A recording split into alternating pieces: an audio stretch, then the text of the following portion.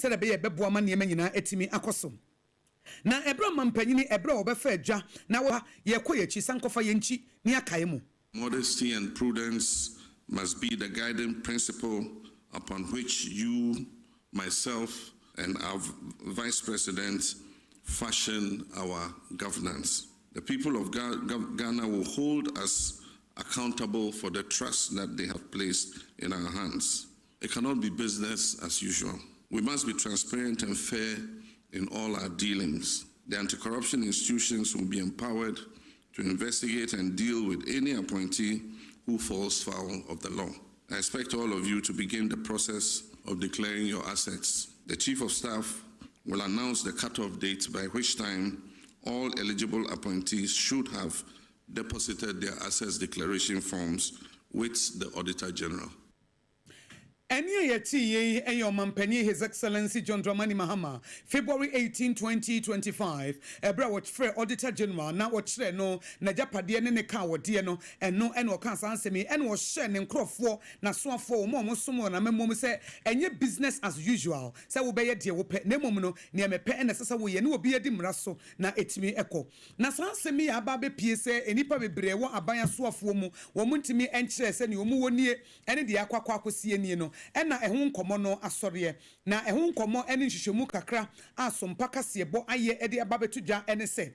wo sha asoafo aduonum enum 55 ministers of state ena face deputy ministers no emu enkono 9 ena omu declare wo assets ene wo liabilities na se mampanyi directive no wo eni so and which enipa nwotwe eye presidential staffers beye aduasa emienu 32 presidential staffers no emu beye nwotwe wo nso en declare wo assets and the heads of state institutions I appointed womo every January 15 besi March 18 no emu 37 and asa aduasan so ewo aduawotwe enan no womo nso empemu emayehu womo ejapade a womo ewo and no and a former Auditor General eye opanyi Daniel Yawo Domelevo wakasa de afa ho a wo kyerem se aban adwumayefo aban asoafo a mampanyi directive anasa mampanyi eni sode hunu ene ne hyehyeye ene nhya wo hye wo mo no wo mo anye no ye friend gross indiscipline and disrespect wo ma mfa ni die a mampanyi ene wo mo nso wo ma amu wo mo ho efisese mampanyi ehye se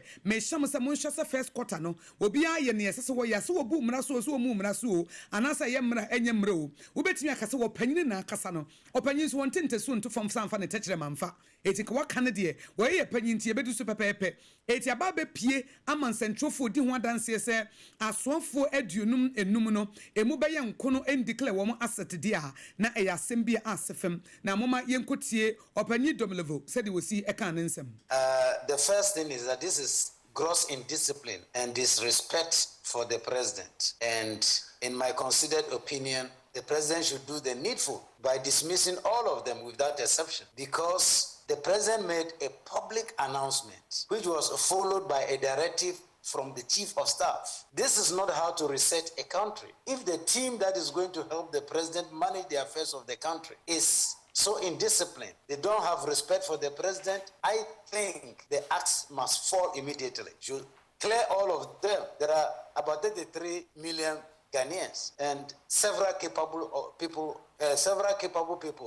who can do the work. So I don't take this lightly at all. Hope the president does not take it lightly as well. Auditor General Dada Orun Daniel Domelevo ono ne kasa na opanyi Daniel Domelevo e kasa na osan eyi susu biem say wo shan sa declaration na say wo susu dia pemu aka say majapade a mewonie e ka mewonie no article 286 na e di hwandanse na wo hye say the article no esi e ka ho asem a wasan kyerɛkyerɛ mu say obi a wa musuo no anase obi obebusuo no hyehye e bata ho nie na wono de Judicial Commission for Human Rights and Administrative Justice e ka na hwagefo no wo mo wa asɛdeɛ pa you see, the constitution which actually requested for the declaration, Article 286, which requires that they declare their assets and liabilities to the Auditor General before taking office and after 4 years and when they leave office, does not prescribe any punitive measure, except that under Article 287, non-compliance with the declaration is supposed to be reported to the Commission for Human Rights and administrative justice. In my considered opinion, it is CHRAJ, or Commission for Human Rights and Administrative Justice, which started this, creating this environment for indisciplined behavior, which has culminated in what we are hearing or seeing today. Because if the Constitution says that before you can take office, declare your assets, and people are found to be in office years after without declaring their assets, to me, the logical consequence or the logical step to be taken by the Commission is that you are occupying office unlawfully, so vacate the office. But always what we hear is like, go and sin no more, including Chief Justice and Justices of Supreme Court, electoral commissioners, and etc. They were all left off the hook.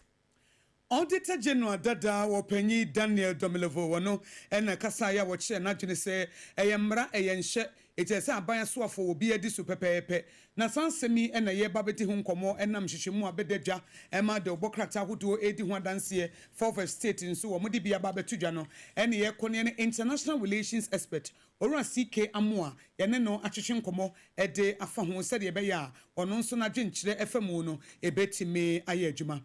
Oro CK Amoa memawo ajo eba hot bite kase eboso ewo Sompa 106.5. Yo, yedanse. Wadaruma mampanyi shey February 18, 2025 ebra ofre Auditor General Johnson ekuamoa asiedu na wo declare ne assets and afenso ne liabilities ne ka ene ne wowo na wo share ne nkrofo say first quarter no kwa wie ne de na say March 31 na obi aye ne pepepe say nhwehwemu ababontin say bebre wona ban mu a wo mo enyeye say BBC esia does it mean say ne nkrofo no a wapa wo mo no wo mu no ana yo mi chiamu tiefo na nyimbre mu tie ye Sompa na nyimbre nyina. I think say audio ya na wo bo fa ye papa Daniel Domavlo ni semana o canon menene ya adwin pa wo hwe eye public office holders declaration assets a mo ye no ye share mran somewhere 1998 na e kire prefer say obi bia ye adwuma wo aban mu no eye enhye ne emra kwan so say wo be declare wo asset a wo ebi ne say wo dan anaso wo fu bi wo concession bi wo car bi anaso bi a e wo say wo ba aban mu no wo tro say me ba aban mu na me wo car nan na me wo fie su mienu afi so na me wo eye farm concession bi be 10 acres no wo making it known in public sene be ya ye can be probity and accountability intino ye betumi access onioma a wo ba wo de buy na o free abemu no so no o kono de wo de koye. The president issued decree say ye ne ono an call for wa appoint you or more timeline say obia making sure so obia de ne nneoma wo documents and I say nneoma wo ni na no under ne dima ye Ghana phone na hu say oba ye position a ye dima no no nneoma say no wo na say time ne do na nipa no and I say nkofo ko bi entumi anya sa na say won fa obu ema ye president no and I say president no bo hye so a na ye ba beto aba o kama no to Ghana fotima ye koto aba man ni say oba be tuketa ahye pro ye ne kankan ase no kamia ye say enya de ono kra no ne nkofo betumi aboa ama ye tuketa asehye yi e wo Ghana ha but wo hwe emrani mu a it's very clear say once you're a public servant ye ohye say wo say u declare wo assets na say time meduna yes uncle for me to me declare one asset I will boldly say then they are not ready to serve Ghanaians as a whole because a whole president to me issue say men call for a make asset no na asset now men call for being here they are not ready to fight corruption in this country. Opinion ti se na aba no minim se eba amamuo mu a emunim de wo ya de eba sa no a ebe ye edi perspective anase sen na Ghana fo be hu ye mampanyini se bia waka bibi na ba be pie se ne nkrofo enni so no eye bibi a enye hwe anase benye nsunsuanso bi e wo public perception e fa president ho the nkofo be kan nyina ne se Ghana de bia na ye beto aba ne ye hyebo a yɛto aba no wie adeɛ mpanimfoɔ no ka sɛ wɔbɛyɛ no wɔntumi nyɛ bio na ɛba abɛyɛ adeɛ bi so ɛbɛyɛ nkae dwuma da hɔ ama ɛkyiri ma a ɛkyena bi no wɔn nso wɔpɛ sɛ wɔbɛyɛ politicians no obi bɛtumi agyina baabi koraa de akɔyɛ asɛm aka daakye no nyinaa no sɛ wobɛtumi aka sɛ na sɛ ɛyɛ president Mahama aba koraa no ɔkaa sɛ ɔba ɔbɛma ne nkɔɔfoɔ nyinaa declare ɔmo asset ɔmo bɛnya adeɛ no wieɛ no ɔmo andeclare na bɛyɛ nkaa dwuma de ada hɔ politics a yɛyɛ nyinaa yɛ adeɛ a ɛyɛ mmara ɛna yɛde yɛ politics na ɛsɛ biara yɛbɛtu no ɛnɛ no obi tumi de gyina so de ka asɛm daakye tumi ka sɛ mmerɛ bi no kofi baeɛ ɔkaa sɛ ɔbɛyɛ ba wanyɛ yɛankye no ɛma otwa ne mmerɛ adi wieɛ lawyers foɔ so a sisi a yɛn nkɔla ne ɔwɔ a wɔmbɔ mpɛ sɛ ɔmo sua law nyinaa no sɛ ɛnɛ wɔkɔgyina adaka mu kasa deɛ esi mmerɛ akyi no ɛno na ɔmo de yɛ nkaadum de ka asɛm ɛma ɛno so bɛyɛ abakɔsɛm nti sɛ president Mahama n'ani abere paa sɛ wɔpɛ sɛ wɔtu corruption ase a I think sɛ ɔnyusu wei as a great example sɛ nkɔfoɔ a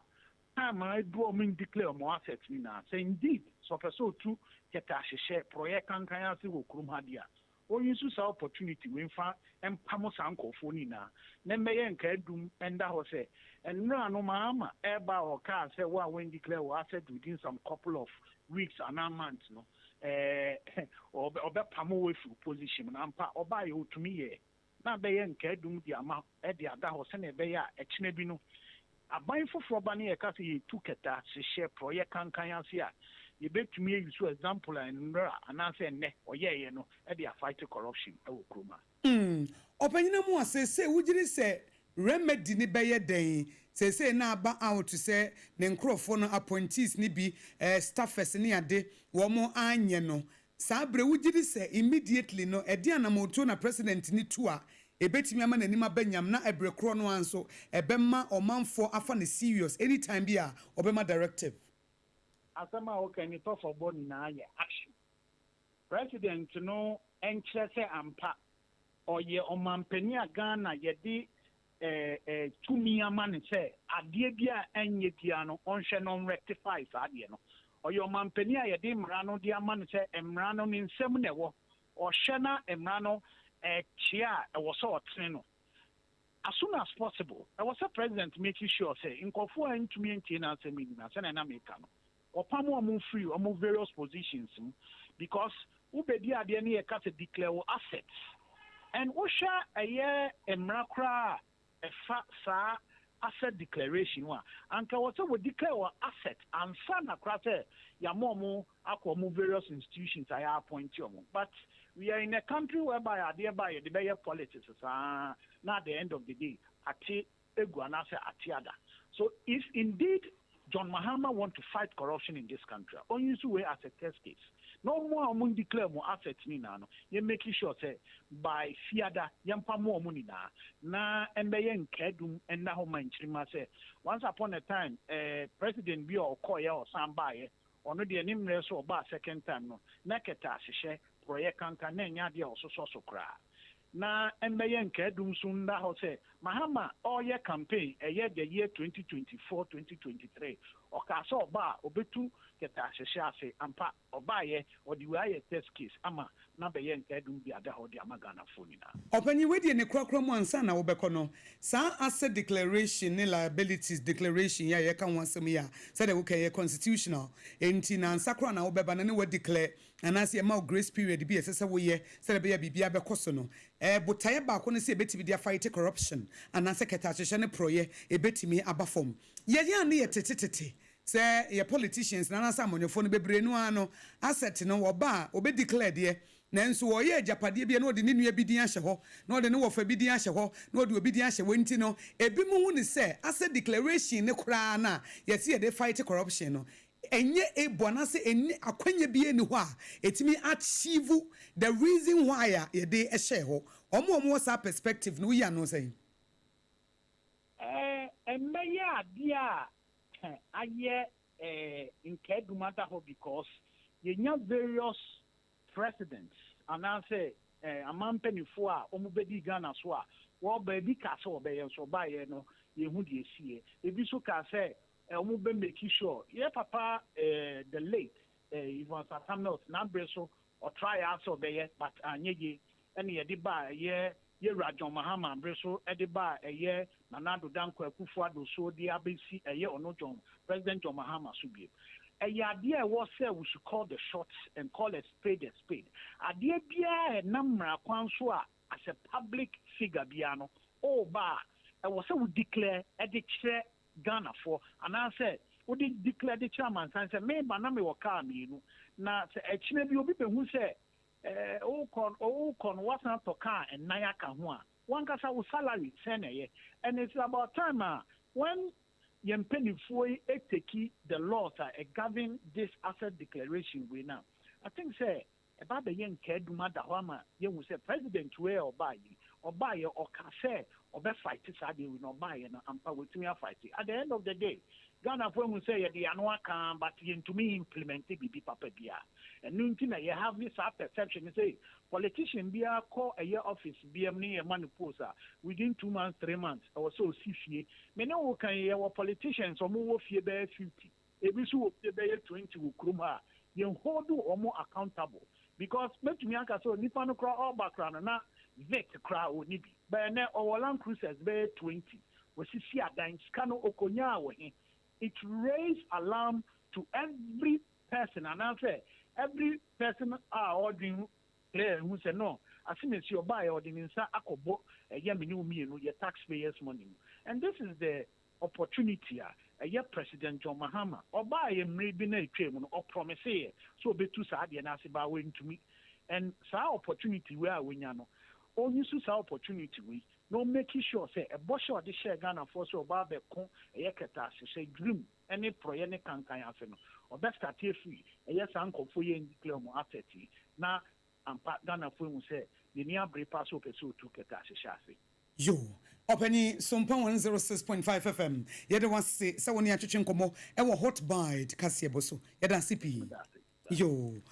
Onu CK Amoa international relations expert na se eba aman ene aman kita hudia wa bin wo mu pa na wa kire na dwene de afa se anamotu ampanifo etu ye mampanyin hye ye na ne asset and liabilities declaration wa ye ho adwuma na wo hye na soafo se wo munya besi ne ebi mo enye ye no ene ho enkomo na aba no na sansemi a abaya a yedi hu nkomo ya na opanyini a friend Daniel Domelevo ninsam na dɔɔso na ba ko kan ne se mampanyin hwɛ sɛ wɔn mo nyɛ nyina obetu wɔn nyina ade so onyi wɔn tia so akonya onyi wɔn toase akonya wɔn pam wɔn nyina mfiri na mamuom evi sɛ what disrespect president ya what disrespect the entire nation one fan ni die ama mampanyin a one fan ni die ama Ghana fo nyina eti sɛ impo die mampanyin kan ne sɛ nyamra mpo a ɛsɛ wo no wodi so wodi adidie ema no sɛ be yebeboa ama eniema akoso wano na menko na mene lecturer award the Institute of Local Governance Studies Dr. Frederick Ejaku Odro mene no enkotwehwe nkomo emfasa asem kroya ho doc memo adwo eba Sompa 106.5 FM hot bite kase eboso yedase dog yenim se amamwo pade ye nyina no an ye share ni mu se good governance ebe ye adwuma sade the Institute of Local Governance Studies mo hwese amamwo ho dwumadie ebetimi etumpon na ade ba ko a oman Ghana ewo ye constitution mu a ye de eye adwuma ne se wo bia no ansakro na obeba befa dibre bi no abesom wo man no wo declare wo asset ede ekyerem ye hunu se ne wuwo enie enti se wo hwe article 286 1992 constitution no mu a sana estate emma public office holders yama mpanyini February 18 en wo hye se wa Canada etina soafo no omo obia the first quarter March ending ne de no obia ye ababe pie ye researcher ye ene de other media houses aye ne se bebre enye wo mo de sadie we ya asi wo hu ne sei how a woman say, your ma and mra and ye juma ye or mine. It is a yamrano, yana a be emo ego say. Ka a man was a secretary say, you can say they declare what is Yamma, ye be to me so one sa. You a mra, the amount say 90 days near the mama. Anabos sana bosome mmiɛnsa no so na wonyɛeɛ a ɛwɔ sɛ mbara no san hyɛ yɛn sɛ bosome mmiɛnsa so na wonyɛe sei a asotwe ɛda hɔ bi nso yɛn nipa no ɛnam sɛ mmara no ɛnma asotwe biara sɛ mmerɛ bi so na wanyɛ a asotwe ɛda hɔ no nti no nipa no bi ɛnyɛ ɛna ɔmo nsuro nso sɛ ɔmo nyɛ fi sɛ obiara nti sɛ ɛkora ɛwɔ ho ne sɛ adeɛ no wotoro adeɛ no de kɔma auditor general na ɔno kɔ onni kwan sɛ obi so hwɛ ade sɛ asɛm bi asi ansa na bi a wɔtumi abie so enti fa adeɛ no kɔto wɔ kwa no nipa no anyɛ but mmara no mma sanction anaasɛ asotwe bi ɛna mmara no ho nti no nipa no nsusu sɛ wɔanyɛ a wontumi nyɛ no fie enti no ɛno na ama kwan ama no aba saa enti deɛ wɔ sɛ yɛyɛ sɛ yɛni abere deɛ a na sɛ ɔmampanin ɔgye tom sɛ ɛyɛ adeɛ ehia sɛ wɔn a wɔpa wɔn adwuma no yɛ deɛ a ɛwɔ sɛ ɔmo esua sɛ yɛmfa asotwe mɛto saa nneɛma no ho sɛnea ɛbɛyɛ a abere biara yɛbɛkɔ akɔhwehwɛ mɛho sɛ obi amfa mmara no ani dwuma no na saa asotwe no ada adi ɛno yɛ baako deɛ ɛfa bi nso ne sɛ ɔmampanin pa abie n'ano ka kyerɛ wɔn a wɔpa a wɔn sɛ mema mo ɛnna sɛ mu anya a ɛnna ɛwɔ sɛ ɔmampanin no nso sɔre na ofiti aseɛ ka sɛ ɛmagye wɔ adwuma afi wo nsam ɛfiri sɛ adeɛ a mese kɔyɛ no wɔbu m'animtia ɛno nso yɛ adeɛ a ɛwɔ sɛ yɛ ɔmampanin nso ɛtumi susu ho sɛ nnipa bi a ɔno tumi mu na ɔtumi pa wɔn adwuma ɛtumi bu n'asɛm a wahyɛ so deɛ a na ɛne ɔno nso no ɛwɔ sɛ ɔtumi agye wɔn adwuma firi wɔn nsam sɛ ɔmo ani deɛ ɔno wahyɛ wɔn so. Yeni opanyini ɛyɛ former auditor general opanyi Daniel Yawo Domilevo ɛkasa na Domilevo na ɔka bibi sɛ ɔno deɛ enka ɔbɛpɛ sɛ mampanyi bɛyi wɔ mu nyinaa di wugiri sɛ ɛno ɛbɛboa. Maybe and also a idea was a mampany the party. If we say, so mampany can't say, yes, sir, or Brahman and Mafo Jumana. That was a nipa so Eddie Obo mampany no mudia wakanaso. Say it to me about whom you know. A Bema a whom about a full that to be an say, or mampany can say. Monye say a obesro say o mampani de so o ma o shell say ade na wanya otimiji waduma fi unsem say anya bemma nipa ni bi kra anya ayi simple say o ene metimi aye boni bi kra o mampani nya me fi eti we kra so ye nyina so bi o mampani beti agina so e di agi ebi no adwuma fi o unsem eti say e asema o ka e ma mansan nyina afi it is a study, Uchan and all for ma. And then one was a mampany, you would you feel in Sema a bay or how a bay, Hunama. A first say, O mampany, Semra now can't sema. I will say, ye did deep to my senior what time. Opanya dear Bakoa, a was asset and liabilities declaration, no, a war article 286 of 1992 Constitution in an say. Ye bet me a fight corruption. Wusha a yampa say a bet me a boy a fight corruption. If say yetes am on your phone or bo be declare se bia meka yemienu medeka say nanso oba japade oba nya no amon muno na odi ne nuanom ne nkrofo na ahyehye mu ntino kra no ye ninie ma bi etimi di susu say nipa no wo kɔ no sika say no opisa benya de kan ho efi say ye fasuma se ye bibia te senti we no ebi hu ne say is a white elephant entimi nka. Oh, no question, me say, Ubusami, make a just a young Casa or mine. Trimupoa a warrior asset declaration regime. And to me, and yet, dear, was a yen. Say, no, any bit with their capacity. If we say, and to say, no crown, say, so near my war, Nafakuja. Nipa Odi Kojano no. Oni to me impose obie mushe agese bia asem bi ntino ye kwa ko fa we say you can say a court makwan say o yanko hwe the otro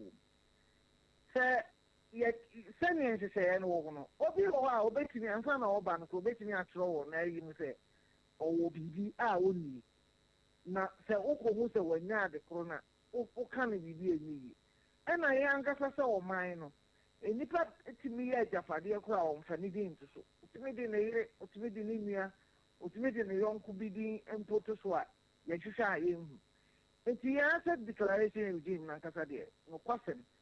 me nko a me nsusuiɛ mu deɛ ɛnyɛ adeɛ a yɛde ko ketaasehye ne porɔyɛ ɛfiri sɛ nkɛ baa yɛ koraa no ɛna nkɛ yɛama kwan ma obiara adeɛ a ɔde kɔtoo dwa no yɛho sɛ obiara a ɔreba no akɔka sɛ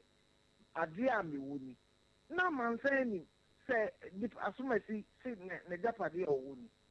na ɔbɛwie nso a watwerɛ deɛ ɔfiri aban adwuma mu no ɔwɔ na no nso abɛdaadi nti sɛ mewɔ adansedie na menim sɛ nnipa no ɔboa a bɛtumi asɔre abɛka sɛ asomasi asɛm a ɔba bɛka no ɔboa na nte saa na baayɛ deɛ adeɛ no ɛhyɛ kokoam deɛ yɛde kɔgya no koraa no nni mmara mu tumi sɛ ɔbɛbie so ase sɛsɛ a yɛrekan nhwehwɛmu a moyɛeɛ no moantumi anhu deɛ obi afere o deɛ wei de ne deɛ aba wei de ne deɛ aba no mpo ɛna moahu but deɛ wɔ mu deɛ yɛreka sɛ obi anim nti nokora ne sɛ yɛnhyehyɛeɛ a yɛayɛ ɛde kɔ ketaahyehyɛ no mmoa yɛn sɛ yɛbɛtumi ayɛ nti ɛwɔ sɛ yɛnya nsakraeɛ wɔ mu na ɔhyɛ nso ba mu sɛ woanni so a say if you fail to abide by the rules, punishment and sanctions are why the bema. I will see it in me trust and say the bayo. But yen could do something on the intimate cook for any catastrophe. Yo, that is the chat to crano. One more moon declare yesterday a Pia Bonteno. Ebenyan Sunsan so be a war memo swana, Nasan Sunsan so ben a benya war temem fosso. Oh, the other kind of man, the chairman said, Sani Pana Omu Yamra. But say, all hold the public office, and I said, well, yeah, Juma, a man buy war, the brave one. Not say, oh,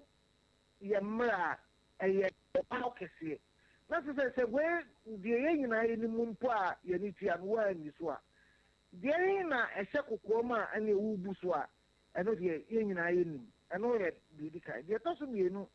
say, or Mampani, a Biena no asset. One what power or Jumum. Some one year idea we now why you against a word busuno. And also, dear, and a tray in war, Juma over the diamond mine. Set it to Mampania to me, and say, Monona, it's me forward Juma. No to me, as I said, my Jew Juma from them. I shall say, you did not why you against an onion. Now, did you ever know what I mean now, Musa? Oh, I didn't probably say obey a Juma boa minor into. And ma give you a map with Juma. No question is a media or a wire against a sign panoman penny, and you are human free walk on them. Come in it 1 year again. Yo, Daddy Yadansi Bebre, 7 years Chinkomo, and then Numre, I was Sompa 106.5 FM hot bite, Cassiabo, so Yadansi. Yeni Dr. Frederick Ejaku Odro, our young lecturer at the Institute of Local Governance Studies, and Yene Nachichin Komo Ediafa Asset and Liabilities Declaration, our minor Emra Eshe, says will be ya Ababe Piemu, say Abain Aswa for said the Mampeni share womo, say womo enya no dudu one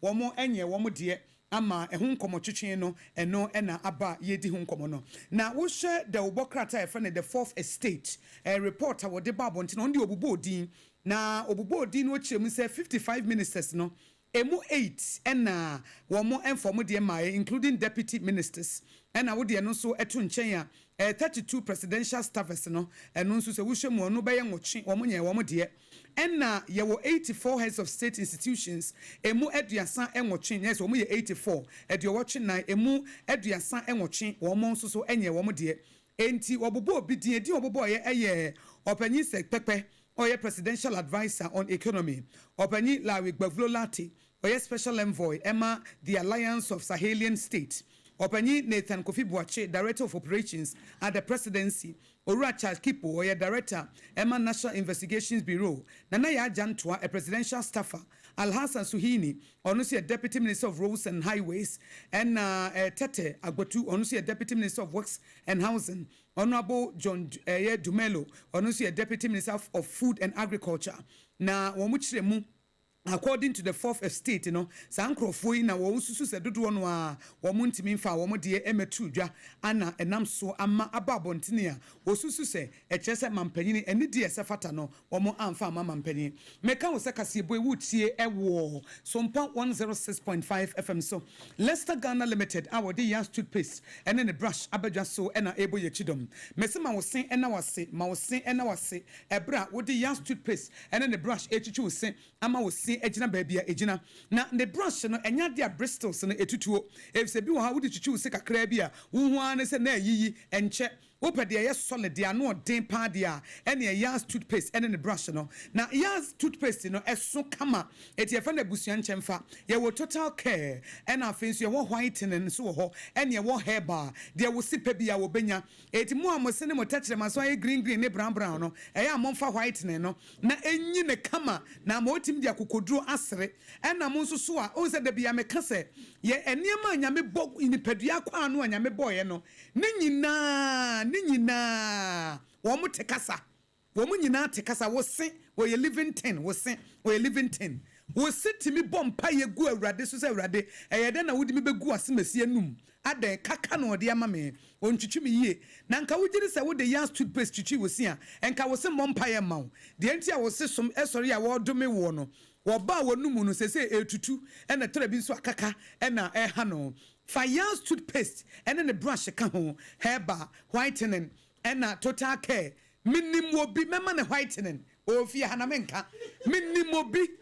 efi se wo hia whitening no na ponese na ye fita na watimi de akokoduro asresre se wo enkran anase kumase a enkran de no eno ne se wo befre 050 1619588 050 1619588 kumase for Monfre Leicester Ghana Limited the yas toothpaste and the brush abano Monfre no ewo kumase 050 1390338 050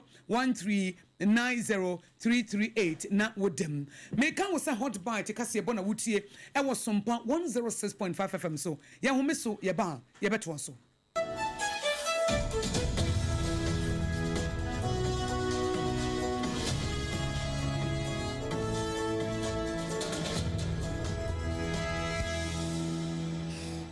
we abusia for yet to some no so from mamona and some no naposo bia obetia no ebi ene se ene de ya yakase ye John Mahama mampanyi wakwa national apprenticeship program no so ehun emu nsem wo hase no mu a ye de eba bedan wo sanso ena photo sanfo wa pae eye ba kono bedwako mu nyina da eba beboa ama Ghana sikasem no etimi ejina ne naso MPP thank you Toya agents repi agent pataku no ene ye radio wise odna no atomudi asem ena work out betse e workase eso Kane Managing Director Edema National Roads and Highways Authority ya ono so na sem yokofo asomu no ene wode charge bi anase kwadu bi abono ye de nyina mu nsem e ba bedan wo na sebe ya yakwanso sem ebetimi aya jojo ama kwanhia hodo ya nansen sisie no etuatimi etwente no anam so amampanyimfo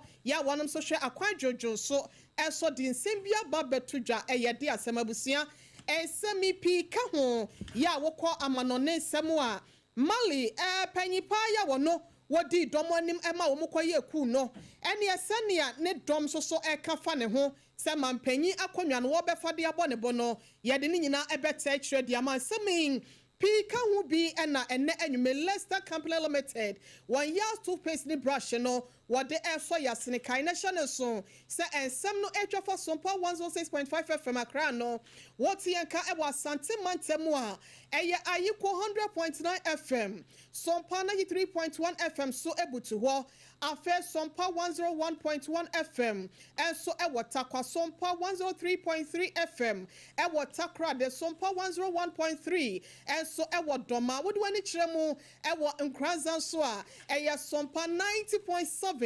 and atechi my Sompa 106.1 FM. Sansuna would wani chiremu ewo adam for Paul Radio Paris France wano so ekra yemu ya enya semketo abusia Facebook no yedemu live eya Sompa 106.5 FM Accra and I say YouTube no Sompa FM live www.sompaonline.com and semni moblo don train na da bedema ya krucha kogu wontini kwasani mwe na jawo de efefiri wanwumrei medi di ohene ire mame akua yaboa esiama bronya meneme mame Akosua ago Aboagye afei yenhye enne ensemo no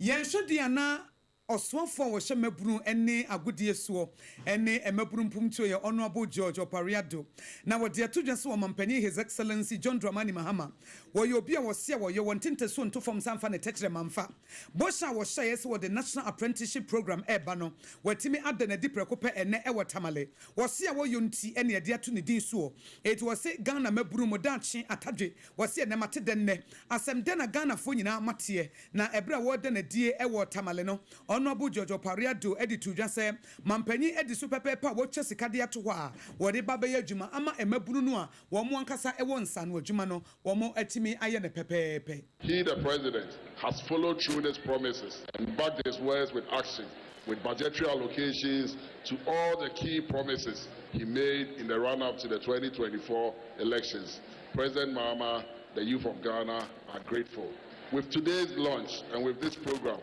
we are not only addressing the skills gap in our workforce, but also nurturing the entrepreneurial spirit within our youth. By fostering a culture of apprenticeship, we can bridge the divide between education and employment, ensuring that our young people are not just job seekers, but also job creators. Your commitment to developing the next generation of skilled workers is invaluable. I also extend my sincere appreciation to our president for his unwavering support and vision for youth development and empowerment in Ghana. As we embark on this journey together, let us remember that every young person we train presents a future filled with possibilities. With the right skills and support, they will be able to uplift themselves, their families, and indeed the entire nation. I encourage all young Ghanaians to embrace this opportunity. Today is not just the beginning of a program, it is the start of a movement towards self-reliance, confidence, and success. Eni yeti ye Honorable George Opariado awo no ene yo soafo hye maburu ene mpumtuo so ne kasa ye e watamale ebra wo mu da dwumedie sonko His Excellency John Dramani Mahama ediaba ebeboa emaburu mpumtuo ene nkanko na dwumedie no na eye national apprenticeship program ni nyina da eba beboa sebe ya maburu dodo no ano ya enwuma ho akwa atwede ama wonom no wansa betimi aka adwuma ye nene wo hwensa no dwuma tete na empo se wo kotua wutiri sa no eya na akwakoye asem kese ede ama adehie binom e wo maiga nem hasenum nam sayo sunti ene botaye titru aye ramampanyi John Dramani Mahama wo kodina so wo pass adwumedie wese ho ntoma na wese eka ne bohye ya wo hyeye wabra na wo ye campaign se wo ba dwaso ane wo enna bese wo ha ene aduonu achi no wo beboa amanyuma ebuso e wo maiga nem hasenum bra na adwumedie no ho ntoma pa ekoso e wo tamale no yenti ramampani John Dramani Mahama and some ahodo ya efrinanum egu form of the National Apprenticeship Program NAP under the theme Skills for Prosperity, Empowering Ghana's Future. This initiative is a testament to our unwavering commitment to investing in the most critical asset of our nation, and that is our youth. It also reaffirms the pledge contained in the National Democratic Congress Manifesto of 2024 to equip young people with relevant, marketable skills that meet the demands of the 21st century job market. The challenge we face today is a growing youth population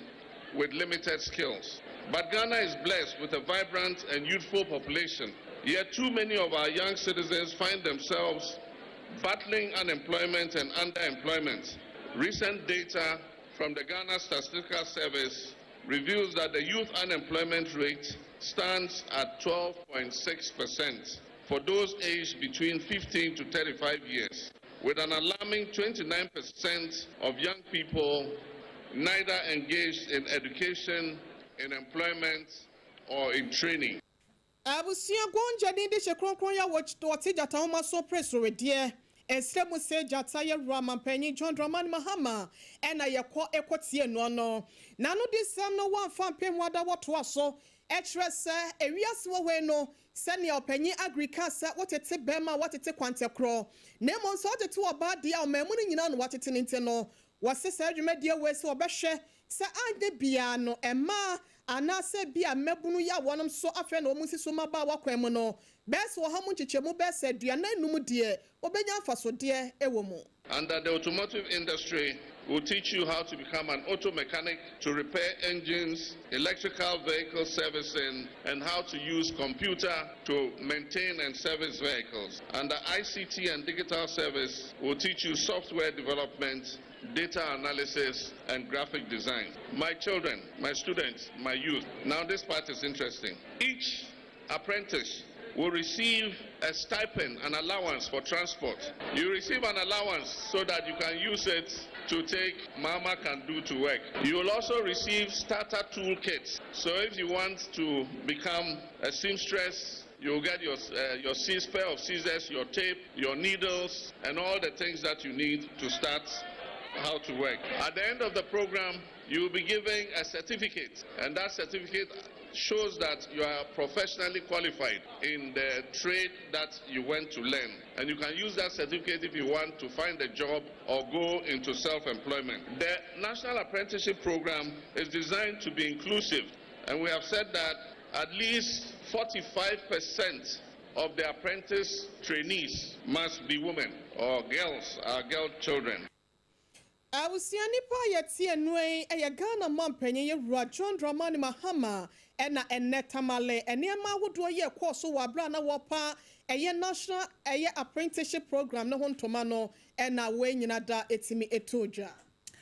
Omampanyi His Excellency John Dramani Mahama Jani to me so now were ye justices by and so Munko Supreme Court send article 11144 clause 2 1992 constitution no adwuma no wagina so it is article 144 clause 2 no eno ana mampanyi edi adwuma it is justices yi wo mo edi free court of appeal ayede wo mo ko Supreme Court no mo akwakosom yabo wo mo din na yebehwe na council no so aye ho adwuma ye gituma no mo na esene no it justice Dennis Dominic Eje wo kan ho wona edi kan de otosom ye no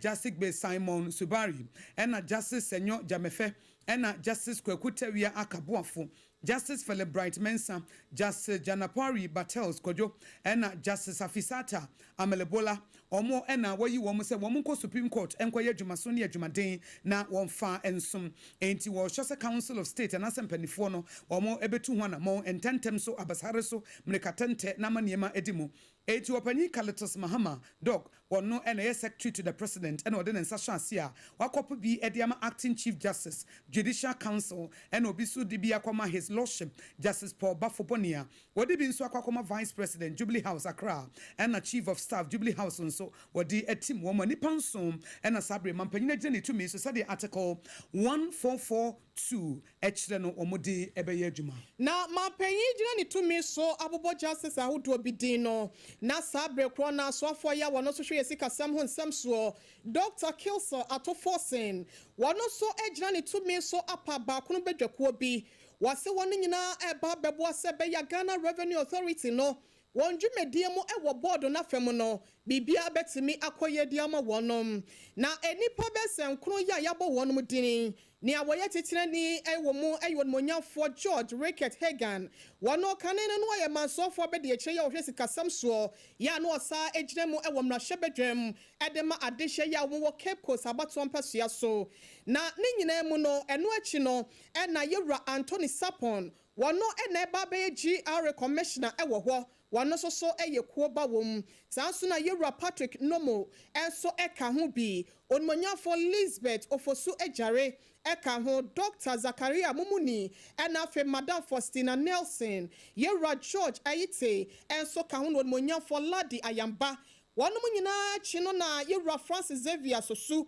lawyer ni prekopo no so apano de aka wo ho sa wo mo ho mode se be ya Ghana sika sem no eto agye mo se ye de benyo ebetimi akonkan na oman no brabo e wo mpunto ho a Ghana fo ade hye bi ehwehwe wo aboboa no de afra ban ne nchen no wonsa etimi aka Yewura Kelso Atoforsen Okasaye. On a yearly basis, we have programmed to add at least 0.6% of GDP of additional revenue every year going forward, with the view to ensure that we do not only meet our fiscal target of primary surplus of 1.5% of GDP, but also our debt sustainability target of reducing the external debt service to revenue ratio from 28% in 2022 to 18% by the year 2028. The recent withdrawal of USAID funding alone has impacted over $78 million in health and $156 million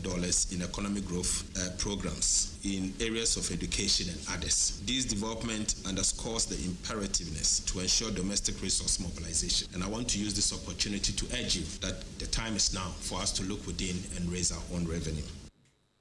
Omayi photo san for Dr. Kelso Atoforsen abusuana no disem ene yekọ ekotie ye no. Na yekoye nimu a Ghana Gold Board a ye fe ni Gold Board.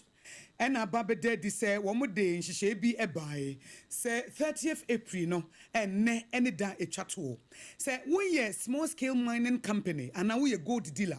Niema wutumi krata nasa license fa ye adwuma. As a Samuina Masaba Biem, na renew Edemamo, 80 Precious Minerals Marketing Company, PMMC, woman that said to me, Kratanamam, one once on Ekasai. Nanona says, Penny for the Ababa to just say, a brandy at the moment, Yasanchia Quenimu Kakra. Deadlines no ami asande akwakwa kopie nyame ya domo abosumi mi enum no ne de toso aduonu ba ko 21st May 2025 na eno nanam so ama empanifo achem se wo ye small scale miner ne ama otumi krata se to agudi a se de be renew obi ameye de wo ye gold dealer nso so a be renew efise ye nhyehyeye mapa na aboa ma Ghana esika kokko no a yetuo no eho hyehyeye pa ene emu adokode ni nyina atimi aso ye nyina yeso na mno na mpanifo ebo amane se Ghana Gold Board Act ne de aba no a eye Act 1140 no eno na mpanifo edi ye adwuma ensentrofo nhyiemu ekoso ene dai ema the acting chief executive officer de ma Gold Board Owura Sami Jemfi Esquire edi to just say Gold Board no nhyehyeye a wo mo aye ne se wo mo ene wo legal anase to mi krata so mo beto gold o beto gold edi am obi eti obi biara wudi se adwumadie no esase wo mo ene de wo mo kokromoti etimo so ansa na ye adwuma eti obia sika kokko wudi hu dwa no esa wo hyese enhyehye ni nyina no wudi wo momra eso yɛpɛsɛ yɛde fa mo so ma Ghanafoɔ titiri ɔmo a ɔmo yɛ good adwuma nyinaa te sɛ deadline no yɛ extend ama Ghanafoɔ a ɔmo wɔ license dada either from PMMC and the Ministry for Lands and Natural Resources ɔmo timi tɔ gold and ɔmo timi tɔn gold yɛ extend yɛ free ɛnɛ 30th April to 21st of May. Now the air can say after 21st of May, yen extension be a bit. Maybe I will be a way good adjuma. Say PMMC license now the adjuma. And now say Ministry of Lands and Natural Resources license now the adjuma as a bullion trader. O license no enti brana beje for and sana 21st May aba. Say one beje for na 21st May ba. Ni you say still to good and I will to good that. Ye beche wa want to be in Gaza me license that ni bisa license no enti ye be stress obi a be disanhye so ye nua no mabrofo ana won a wonye Ghana fo a omo gold trading sector ni mu no Ghana fo ni bi ni mu na ye adwuma nti we Ghana ni na ni bro ni na ye adwuma ti asese abrofo no omo de omo deadline so ne 30th of April efi na eko Ghana ni a obeton gold ama bro ni bia no ye chi bro ni na ye be chi waka ho because we ye anabeto sa na lawyer for kind of that crime na obetimi akọ jail between 15 to 25 years. We go ni nyina so yebeje ama Ghana bai. Lawyer Sami Jemfi and acting chief executive officer ma Gold Board wono ene kasa en wo be wie kura no en wo se awo ho am wo krom ha mo nhye no nso se ebi a wo kwakoto gold ana se wo kwakoton gold a Ghana mra no ye chiwa etia woni ho kwan wo bi a wo pe gold ho asem bia esese Ghana Gold Board ho ena wo de wani ekire. yen tolerate abrofo hiding the na what the gold no akopɛ dollars about me. Na obi a wɔpɛ dollar edi dwa adeɛ bi a yɛde dollar kra baabi ana ne boa yɛde abafo bi ko sibi enya ahoɔden ɛde ahotɔ ɛbɛbrɛ nyinaa.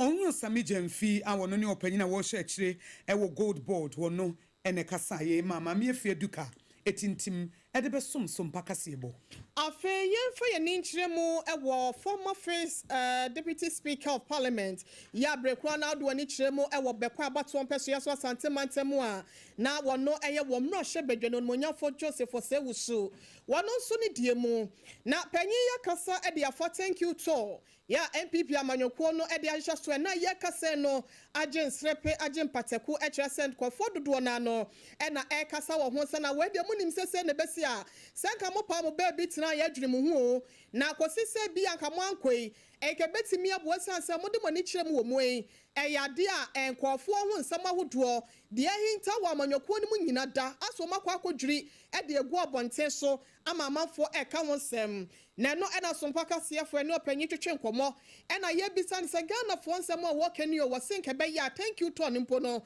ne ni kwan sanka mo de hyehyɛ so ɛde ehia ɛna ehia sɛ mutimi ɛyɛ wɔ sɛ yɛnkɔ ne yɛnkɔ tie na no de sɛm ya wɔde maaye. Political party and competition for choice necessarily leads to different people taking different sides. So how we interpret that is often the challenge. But a thank you to has become a political culture. Every political party, every MP after the election expected to go around and thank the people who voted for him. Or sometimes he didn't even win, but he's saying that some people have done so well, some communities have done so well. They have stood behind you that you must go back and say thank you to them. I've been active in the party since 1992, and all that period, thank you talks have happened. So there's absolutely nothing untoward in organizing thank you talk. In this case, I think party at the National Council decided that we should organize a thank you talk and give the opportunity for all those who participated in the presidential primary.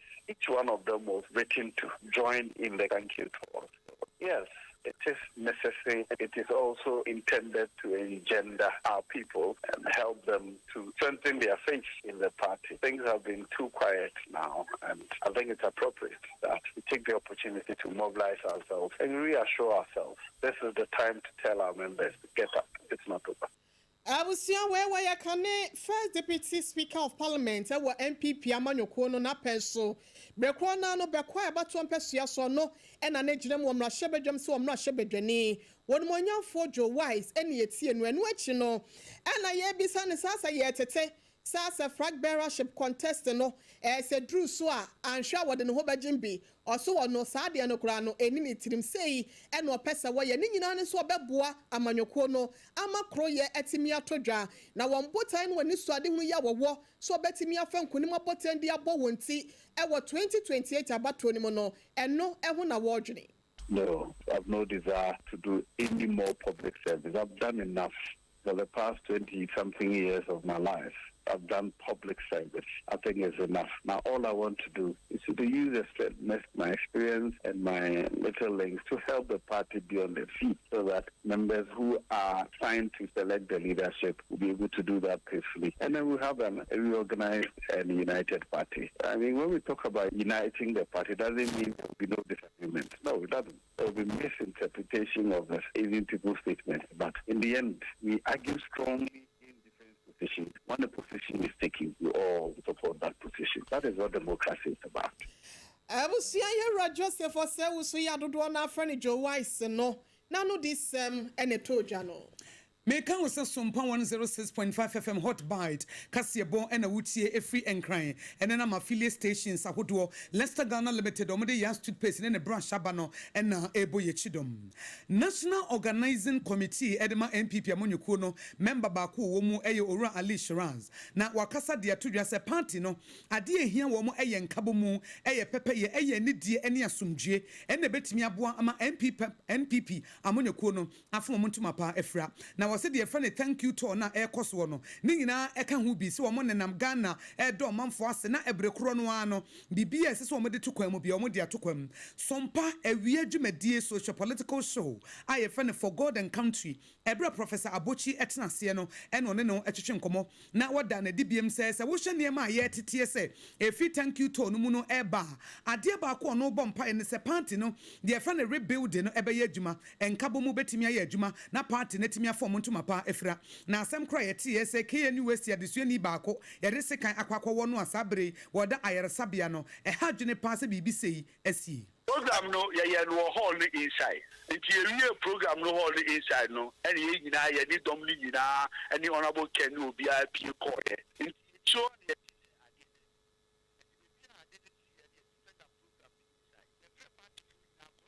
no obiara di nim kɔ forever nti obiara ba party for no mamba bebrebe and the former di n'akyi ba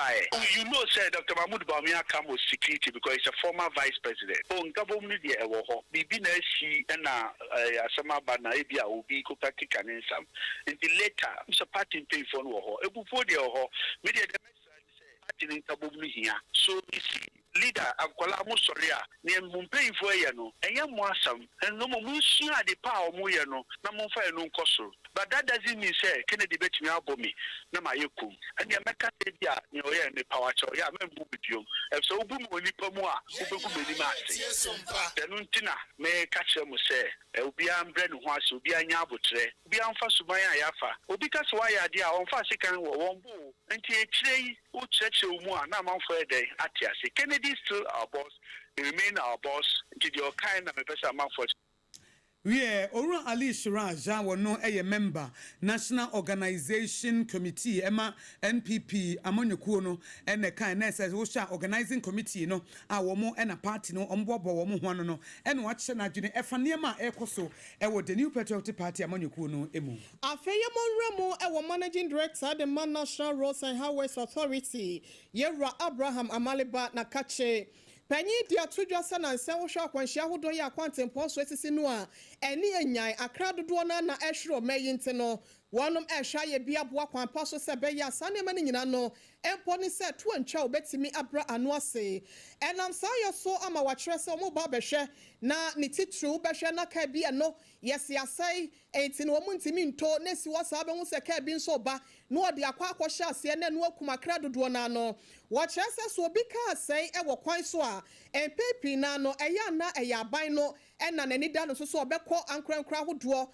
ehwo no batimi akwa akọpeto wika ibi sebe ya obetimi ede aba betu na so no eto da bebekọ mensina na se municipal bi no eto wika akropom de beto no na akwa akọ ya aseme wo ho obewu ya se no so afa ba bi ekoto ka afoforo na no ene yewura Abraham Aliba ede atodwa se sabe ye kase de woni insurance companies ahodo ankrankra de no eba beto kese sebe ya ene ebeye wo hye kwan so sa wo kwa akotwa wo insurance anase bibisa no a wono behwe se sa de krona no anase bre krona no sa towing subscription system no wodo hu behyem na empose wo ka ekosai e wo kwan so a sa wo ye ka ona no entempa no ane sa wo fra insurance fo no na wonom atimi aba beyi kwan mu e de ama wo yenkotie wura Amaliba nsem a wo ka de fa asemi ho. There was an airline that passed. It has been passed, but it is been suspended, where all owners of vehicles were to pay a certain amount upfront when they were going to register their cars or they renew their roadworthy certificate. And there was uproar in this country. So even though the law has been passed,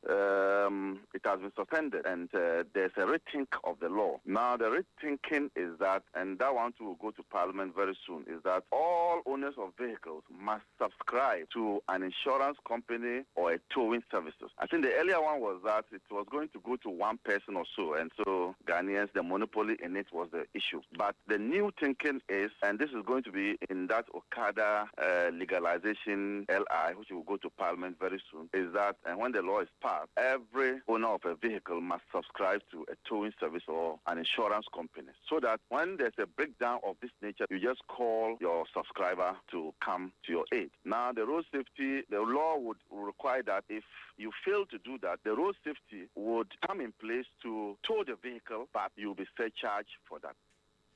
I will see you Amaliba Samoa, yet see ye, Nina no effort, Quanya or Befoso, na cash and Kafo, and it won't run Munina, one no better kesse, amasabre kase no mandatory towing subscription system no wetimi ede wo ho ahye mu eno achi no wasa de nsem bi to dwa se watwere krata ede amanebo atoa so de akwakoma kropon ene mensini assemblies ahodo se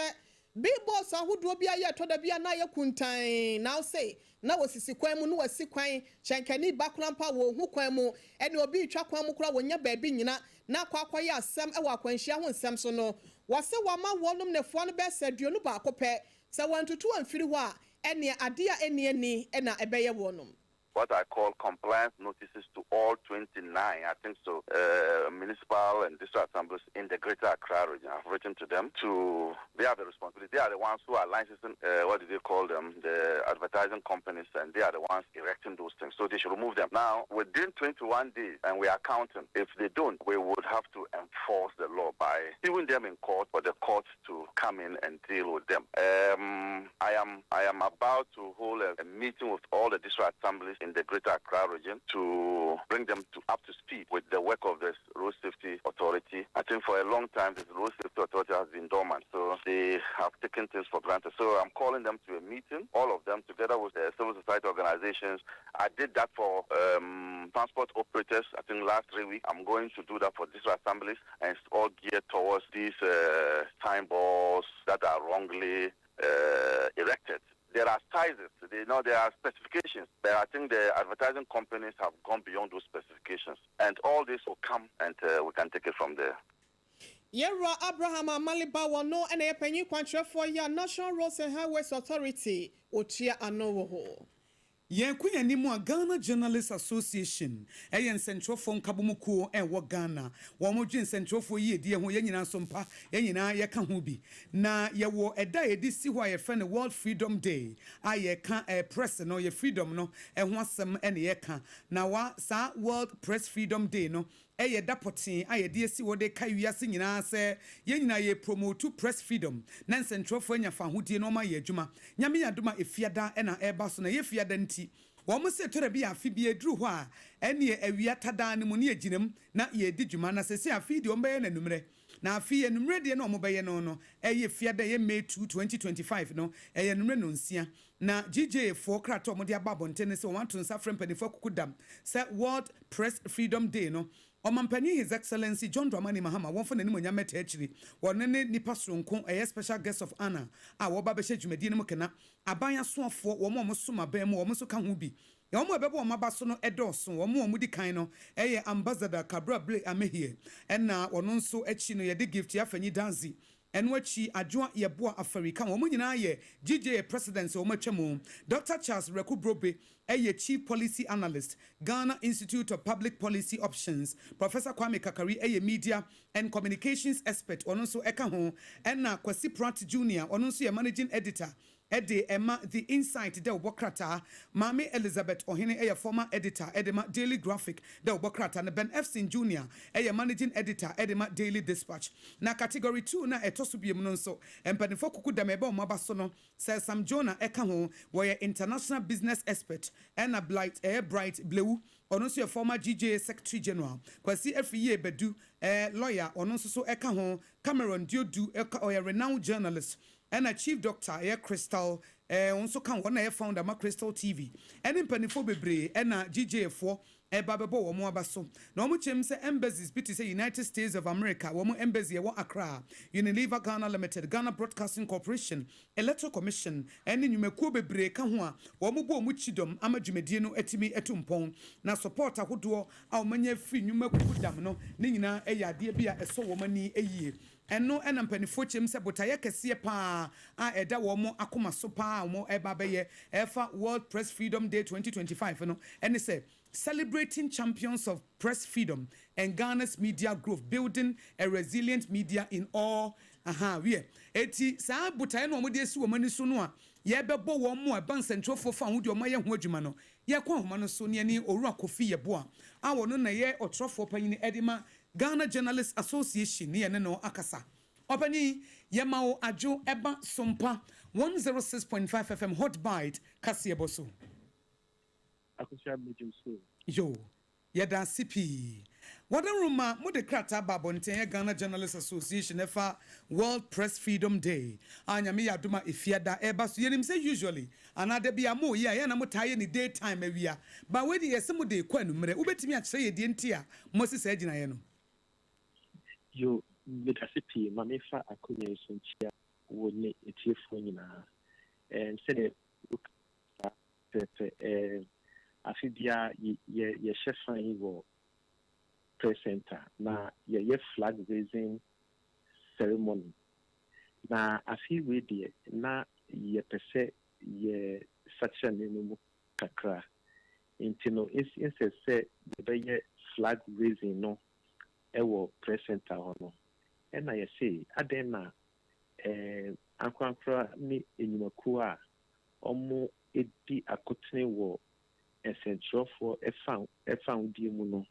yembo omabaso na enkoye se omo ebe kwansa yakayom na ebi onsoso no yeso a yedi echi a yedi beye encourage se oya de pa yebo abaso intino yedi kayom se omo aye enimapa na yeso yedi ahye yehun kran se yeso yenye din toale omo aye ekonso Obanye yeboa yenim sense ntrofo mu dwumadie ho ehia mi hwe din panifo mo bubo mu din panifo kukudam omo baba besom na omo ye presidents Emma Ghana Journalists Association na ye ka World Press Freedom Day yenim sense ntrofo fa hodie eyie die ene daponda kese pa ekai na eba so May 3 bosumi afibia eti efiada na mo hyefa no en central for fa hodie ewo omai Ghana no wugidi se ye gina ye na so anase obi be say more room for improvement nanka uhwe enkrate mu a ye kama ye mrapon constitution no chapter 12 ahihye no kama na uhwe ye constitution abakose mu a 1992 constitution yi only the only constitution etu a whole chapter isiwo say efanhwe media freedoms and independence. We share your constitution abesinko na omokano fia bikeke ba 1992 constitution in chapter more na omdiamaye eno tre mpinifo a share constitution no but eda omunyeso say omofo say and essential for ye die ye independence and we hear pa na say 1992 constitution yes share ma kedima min kebi amamu na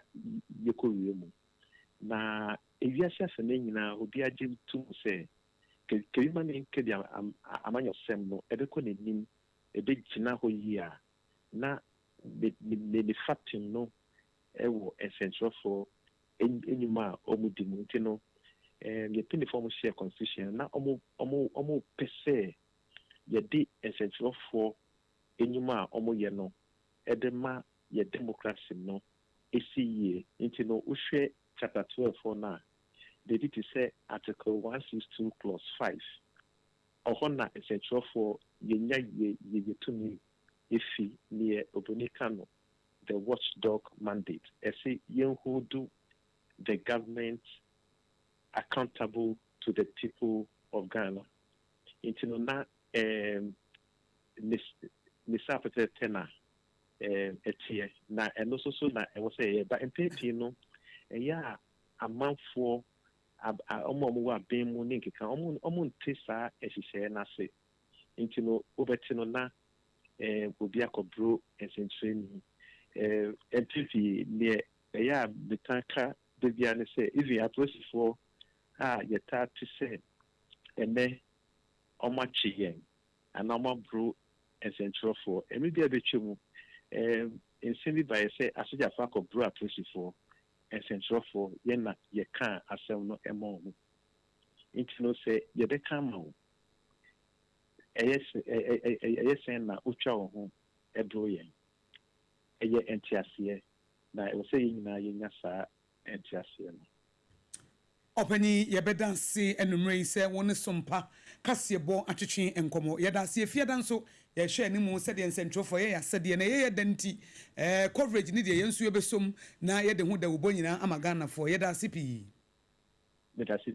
yo Onlo Kofi Yeboa eye trofo panyine Edema Ghana Journalists Association and Centrofo nkabom ko ewo Ghana na wachre na dwene ede afa ho kasebo ewutie free Sompa 106.5 FM so yan toothpaste ene ne brush na ebo ye chidom na wonim se apose papa wodi twitwi wo se ma wo se enya hoden no eye yan toothpaste ene ne brush etihwa wo sisu ye emma wo se eni agrokra na na KJC Company Limited ko ba simpre mo yetene so na yasore adansi ho ne ma woton wo Ghana ha emu alpha and omega no asase ne awieye woni tipen na woni obi a wodi nanim kane ne awieye fi se obo adwuma nkasante building materials de waye se kokromoti wusan ho bopo a enye yie eko ba simprimu enye nwanwaso agye abaso bo Ghana ene amonone sciatica originator the pace setter sciatica commandant any researcher de obi enim se 21st clinic sciatica no woto ase na besi wona ase ho no etre bia na ntiri na mu ka wo se dwe ya fra ne sciatica omo ye expert a wo muto ase no 21st clinic enye sciatica nkwa no musa ayaresabia eti yare bia sa wo fa ba bi na adwodwo ne nyina wo mo eye ho adwumanti ayaresa de wo pe ne papa pa edi nyamesuro behwe wo a na 21st clinic na sese wodi wani kire number no ye simple 0240 311 0540 0540 311 0540 311 Electroland Ghana Limited say electronic appliances there wo koye television near air condition fridge washing machine kettle rice cooker microwave blender ye media product Samsung product TCL ne nyina wo Nasco product Electroland forces say ye pie e wo techimai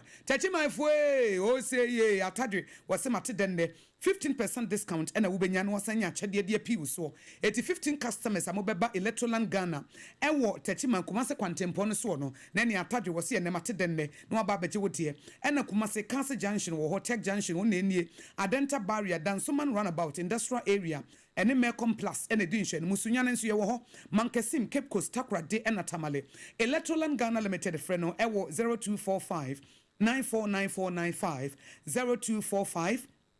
949495 na no makasa 0245 949495 na no Electroland Ghana Limited akasa na ne titu tachimanfo mabochi ene trada edemoni akire ho hasa mixture ene hasa capsules on satamfo eno no sa wo yare na oda ho ade meyam kame menya ulcer mididi na aduane koto meyam a na meyam ye etimi kame ya mitimi kura nkwa adwuma da bi edura wo hia eye haxa mixture ena haxa capsules ene de wuso mu a na wo na wo se no na wo kɔ wanim kama pa na eye nax research scientific research wo mo so chem se nyame yadom ochina wo mo eye medical bibesie scan ne test ahodo bebre eye free ti kai shadan so wochina mo am what type mo am nso so mo nso so mo was painters no mo am kumase ahenema kokoben no na modi mani akire nask research scientific research and clinic no na wodi wani akire ho na ochina anopa 6 am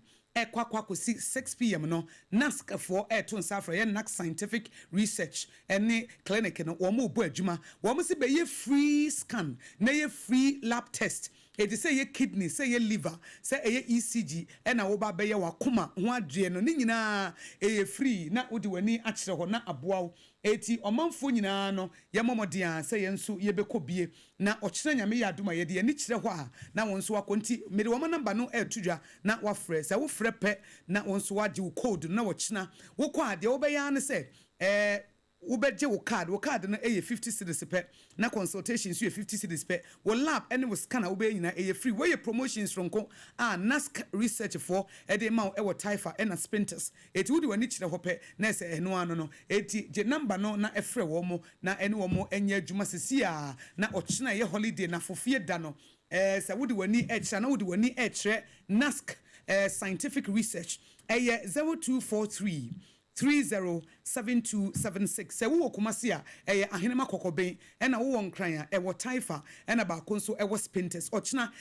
free medical screening and wo moye say ye kidney, say ye lungs, say a ye odienya, wahrawa, bibia, wakuma, ECG, nina a free, a jumabi na fa honka. Eti take advantage na won kran no akotaifa say wo kumase nso a na wo de wani acha henema kokobe won kran hanso a spinters nso na wo kɔ hɔ ana frɛ number me di tudwai na agi code to hɔ ɛyɛ 0243 307276 ɛna 0244 120269 0244 120269 now when the next scientific research when we makasa na wɔkyerɛ nyame yadoma no pa no nsia ekosi enme no nsia no saa free medical research no a wɔn yɛ de ama wo scan ɛna face test na wo be ni free a wontua kapre anase dama no wo de an sɛ wo beje wo card ye 50 Ghana cedis no na wo de ho ahyem wɔkyerɛ nso Frema Foundation eto nsa afro sɛ wi aprem to pre National Theatre na wo hyia wɔn the single summit eba rate no ɛyɛ 100 Ghana cedis ɛna wo betua eti wɔkyerɛ yɛ holiday no na wo de wani akyerɛ the National Theatre sɛ wo nkran na wo ba be ka Frema Foundation single summit na wo be penim de na wo de abobra efi awia dumienu ekosi enumre no nan akasafo no edoso na wo de ho ahyem ye home so aba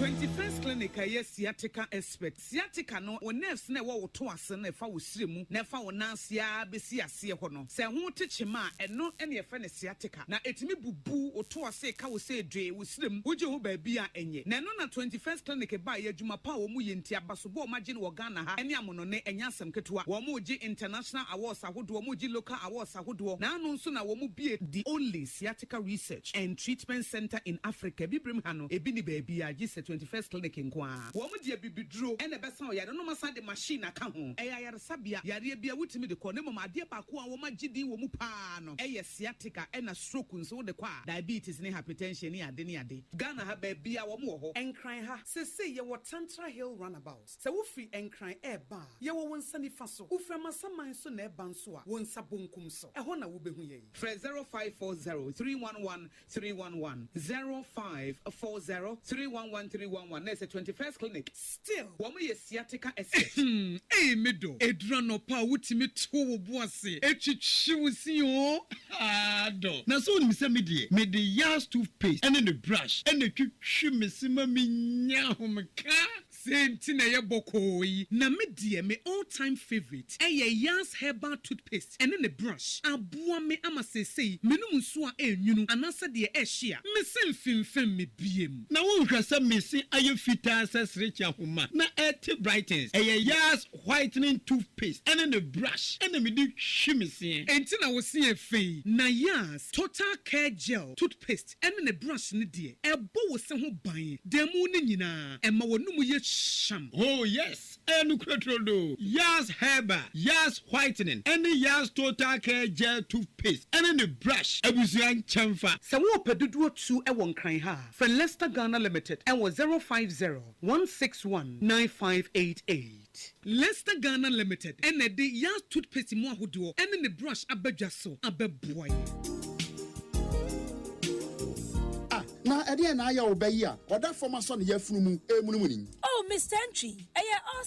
also yare ya titi bi ben fie pi nanso ne yam nyono da se me kire onu ahodo amato a me hunu hwe a ebe ya nwanwa menyi ni se wato ulcer tamfo haxa capsules any haxa mixture yanum bom kotia ulcer no bia ma no anom anka ne ho ato no dadaada ulcer dro de eno ani haxa capsules any haxa mixture akom ni nkyeremu ulcer yekura eto yefunu ene ensunu mu etuma wo yefunu ekeka wa wogire wo ho a enyi ulcer etumi ema wo ye cheko ebra wadidi awie so how aye ulcer de a kope haxa capsules any haxa mixture nanum bom na ho ebeto pedudu atu a ko okanshi drug lane Kumasi Dani Herbal Takradi AA Mensa Anafre 020-3822-855 Apinfo abatan ya woma won mofra no fo ene mofra woni mfiedum yenu enka ho Haxa capsules ene ne mixture ulcer tamfo edie age adwadie nkratoyi atom Chimane Fue, Electroland Abeja, near the Munamuni, I'm a punning in Answabo. Wait, yeah, Thursday, yeah, 10th April 2025. Raya showroom for front a Wokumasi Techiman Kwaneso. Yedi Roma sorry dino, and that's a backsword Nedia Nimshe. Property was Samsung, TCL, Media, NASCO TV, AC, fridge, gas cooker, washing machine, deep freezer, home theater, microwave, blender, kettle, rice cooker, and any more papa account winning now. Now, when in Baby, it account for Baku 50, ebenya 15% discount. Any achedie, it's a rabbit idea. Count who now say now.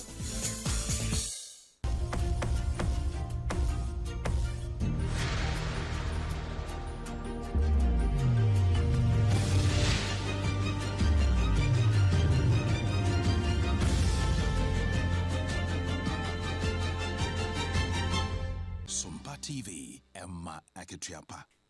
Emma Aketiapa, Sompa 106.5 FM Accra, yeah, 5:30. Hot bite, Cassia, ya for Asoya Seneno, and I de emuntu aso at the Emma Mwe. Na ya boy Remo a wakane, penny pa ya not one no, shese be ya near Benin so, ebetimi akoye at the Amaye, and what ya near ma who draw at home, National Signals Bureau. Na you rock wabana edubua hen. Any a subo change pana yoko for one extra say ya falling in tino, one at the Eshemu and Mano Chessa, Washa Bessa 2020 Nimua, a free February Nimu, 5 February Nimu Ebano, Wachessa Sikana was so timid boy Mano Blasabe Yaquatiquan Binom, Efa Abe for Quansobo Macrononom, ye bet see me SC Anono, now walk what who near may be, any water be 27.1 million Ghana cedis. Wabla wa de first sumas will be a baby or the fire. And what you crop on no 20th March, a year 2020 chronano, 1 million Ghana citizens so a fancy no so who baby a fire. After 30th March 2020 chrono, and chotwa 21 million Ghana cities and a penny what tressa whatever year. Nani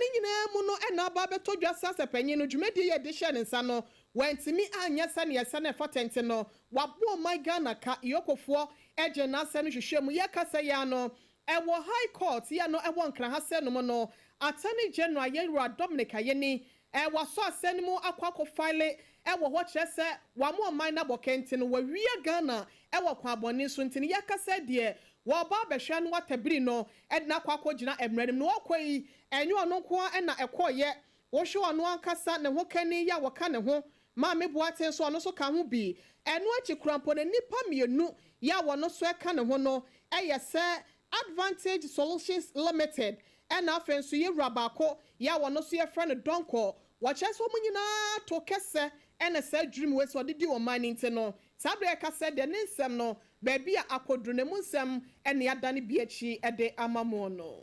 Yentua Kasiabono so me kan se Sompa 106.5 FM so enche de madwin che kakra no ebebane de Kasiabono abawiye na ye ko yenimu no na traditional leaders omo akatechie so eye krobia ewo Amanse Central District ewo Ashanti Regional Nasa Santemem wo ma kyeremu se nansen attack bi koso a ewo mani enye ho kra adwumayefo omo Mike Mining Company nipa bi akomo so akwakotieti omo fa hodie so na wo mo ye legally licensed mining firm a wo mo mo mutumi krata so mo enya adwuma etinye se bia illegally anaso wo mo bomra so ade bia wo mo eye no wo mo ye ne pepepe se de emra no esitie etie ba ne se ne ete ne se ye no ne se na amene se obi a wo ye na adwuma ya ma ne tumi krata so wo ye adwuma na Mike Mining anase Mickey Mining Company womo akọ womo so akọ buru adwumayefo akotieti womo fa wode so attack na ba womo so no womo gitumu a enye yie kura ama mpanifo ache womo adwene e de afa ho na reporter e ba no womo kyerem se womo susu se nipa bi a eye national security for Ashanti Regional Security Coordinator edi womo nim womo netu anamo ekọ ho ma womo kọ buru adwumayefo na afei womo chichi binom ana ensem fatakura na no enanam so ama traditional leaders anase nananom ene mpanifo wo akatechi so and wo Amanse Central District e Ashanti region edi wo manu atum se de ekoso no de enye wo mo ede nana nua kunua ma a wo no ye akatechi so ehene echem se we de eye very bad ade na achia eye unacceptable ye gitum nso a enye yi se yakwawie and yes say enkofo bi aba ha se wo mo ye national security ma ba so ma bepam wo mo ye dwo ha no any semi abrofo contract no ma beji amune company no edili no ma be pam wo ma ahwebi afefa wo cars de ko yase wo mo se wo mo ye aban na aba yo mo be pam wo mo wo soro ho no no so abaji adwuma na ye na minimum de se wa ban ba no wa ban ni adwuma ma wo bia utimi de wo pe ebe be pam nia waje ne concession a wo ye de ncheri bia ana sa ya ban na aba ye ti de enam so ma BBC wo ase a enya ya anti asem papa anya asem da ma ye de enim ni se na kelo uzu kwasi matchu adodo na anim se friend lion ono na concession no ode ne nkracha abekire yen nam no so ma titiri ne ani ntini bebre afi enkran insuapon mofo mpanimfo bi kura ka ho eba krom ha ebeda won ho adi ema yehu se adwuma no concession na ma no nti ono na o na menimu za ban no wa bia adwuma ma ye kure afa no wa baba abosome na yen onya ne ntutu ye wie ti sa amrante kwa no wo mo de wo matu wo manzi wo se wo mo ba ba gi adwuma no se wo mo ban na aba no adwuma no nya ban adwuma yaban na aba we ye nananua kunua ma oye akatachie so ehene na ekasaye no afiabusia ye nkyeremu ewo malima ne mu na de yakọ no ye fa enwie kase no ni nyina da ene se 2021 mu na abrantia ya wono ye srane ya wonya mfinhia no be se aduanai baako eya de a wokọgye aban no etumi di free nsem ekoto na aban gu ya wono ebegyina mu se wono eye mampanyi wo malimeche general asimi ye ka se ya no efiri wo ba ne de wakaso obehwe na wonum etimi atoaba afi we se ne efie num na so ye ka se ya no yade a wose wo ba be ya amanyokuo no se amanyokuo wudo ne nyina wo ka wo bom no etimi de awururi eye maliman no se be ye no ebe ya abakosem ewo ebibremu efem ase nom na ne nyina mu no na opposition fo wo se ne ekoso wo no enya de a eye won manage na so na abato koso ne de dodo na age general asimi atom se wo no ento so enye mampanyin ewo mari mamu ho kwantinti bia kopie kotia kasebo no asimadwenche kakra modifa Facebook live eba ye enie set antobam dia wo dia bane say his excellency John Dramani Mahama wasrew tie Dr. Mahmoud Bawumia afutuo wose de ma NPP for lusu ye friend di arrogance of power na se tumi mo hantan eti se wodi biba wa mamuom na se wantie grassroots for 4 years de akato na bro na aduru ho ena ohene na mensa jebi ono nso de ne de aba ena o se mo asset ne liabilities mo bese mo beka ho asem no se mo nyina ye pamomo Kofi Ajeman Blackman ena o se good evening me shamo live from Pig Farm amma abena mesramo abena ata Jemfua and was his president John Dramani Mahama his excellency was so best so one more asset no mun declare no na where you will be at twasia kunya na yakoyenim Baba Mahama Obwase and no dum so and a galamse was a kasiebono a live ewo Obwase and no denchia every honorable Bismarck was say Akosua na the medi chato a systematic press was a kasiebono a heavy na was here china the birthday anti systematic press ya mau advanced happy birthday and Papa Chei B Emmanuel was more fire and a mode ebemaye. Eti Kasiebo ye Leicester Ghana Limited or mode yas toothpaste and a brush eba ye boy chidom no aha any DC. Yeni de sumo enumre me Akosua ago Aboagye. Ubetimi afremi Akosua nshira mene ohine ire mame ekwa yeboa esiama ye na ya affiliate ni nyina ase se wo mo so esomu ema sempai edru adehie dodo na aboboa no ye sorry so ama third service twemedie no atoa so obako ye damu nyina ase